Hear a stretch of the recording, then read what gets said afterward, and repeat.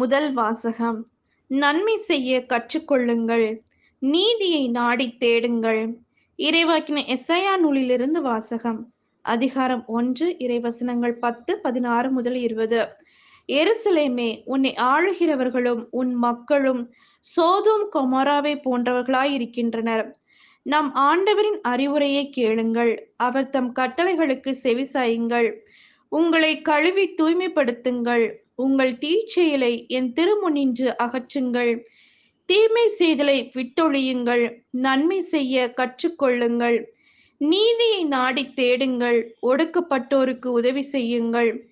திக்கற்றோருக்கு நீதி வழங்குங்கள், கைம்பெண்ணுக்காக வழக்காடுங்கள்.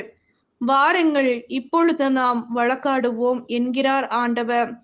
உங்கள் பாவங்கள் கடுஞ்சிவப்பாய் இருக்கின்றன, எனினும் உறைந்த பனி போல அவை வெண்மையாகும். இரத்த நிறமாய் அவை சிவந்திருக்கின்றன, எனினும் பஞ்சை போல் அவை மென்மையாகும். மனமுவந்து நீங்கள் எனக்கு இணங்கி நடந்தால் நாட்டின் நற்கனிகளை உண்பீர்கள். மாறாக இணங்க மறுத்து எனக்கு எதிராக கிளர்ந்தெழுந்தால் திண்ணமாய் வாளுக்கு இரையாவீர்கள்.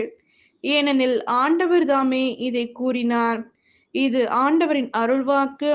இறைவா உமக்கு நன்றி.